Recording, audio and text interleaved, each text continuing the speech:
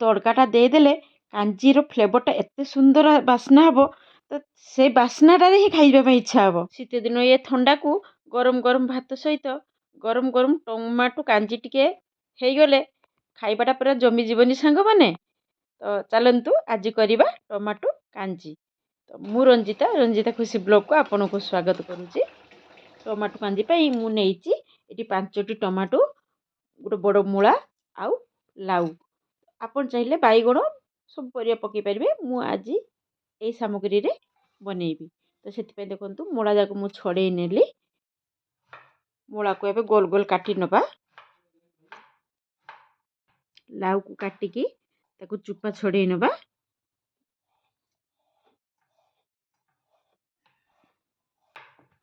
ताकू मध्य piece piece करी काटी नबा। टमाटो को भी आमे पीस पीस काटी नबा।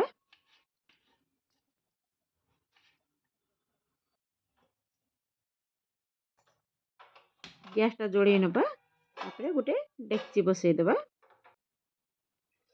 डेक्ची रे पानी दे दबा। तापरे काटी रखथिबा टमाटो को पकेईकी ताकू किछ समय सिझेई नबा। देखंतु टमाटो हमर एबे सिझी गलानी। एबे काढी नबा। टमाटो को कंचा भी ग्राइंड करके दे पारिबे किंतु तार फ्लेवरटा भलो लागेनी। एमती सिझेई की देले तार फ्लेवरटा भलो लागे आ कांजीटा टेस्ट भी लागे। तो सेति पई मु ए टाइप रे कली। आपन भी ए टाइप रे करिया पई चेष्टा करिवे। सब टमाटो को हमें काढ़ी नेले एबे ठंडा हवा पई ताको रखी दबा। सेही पानी रे हमें लाउ आ मूला को पकेई की सिझेई दबा। तासते देबा लूण हळदी ताको ढांका देई किछ समय सिझेई नबा। तो देखंतु हमर एबे सिझी गलानी। तो एपटे टमाटो भी ठंडा हो गलानी। टमाटो को हमें ग्राइंड संग माने एबे हमर टमाटो ग्राइंड हो गला। तो एबे हमें से सिझारे टमाटो को पकेई दबा।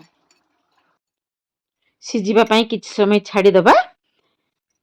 पूरा मिसी जीवो। देखंतु हमर पूरा फुटी की हे गलानी। एबे कोन करबा गोटे आंबुल दे देबा। काहे कि ना टमाटो तो एबे बेसी खट्टा नाही सेति पई आंबुल दे देबा। तापर कोन करबा चाउल चूना को पानी करिकी आपन चाहिले गोटे चम्मच दे पारिबे।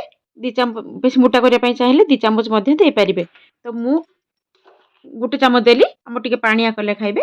तो चाउल चूना दे किछ समय फुटेई दबा। देखंतु हमर एबे हे गला प्रस्तुत हे गलानी। एबे हमें फुटुण करबा। फुटुण पई कोन कोन सुरस तेल टिके नेली। सुरस तेल गरम हे गला परे तापर सुखिला लंका सुरिस पान मोहुरी हेंगु रसुण तो कांजी रे निहाती दरकार। तो बेसी की मु रसुण टिके नेली आ भुरसंगा पत्र ता ए फ्लेवरटा ही कांजी को टेस्ट को 2 गुण करिवो। तो सेति पई देखंतु भलो से फुटेई देकी कांजी रे ही पकेई देनी। तो तड़काटा ही फ्लेवर करेइबो। हमर एबे प्रस्तुत हे गला टमाटो कांजी। आपन को जदी भलो लागी लाइक शेयर सब्सक्राइब कर देबे। आ मो पोस्ट देखिबार आपन को बहुत बहुत धन्यवाद।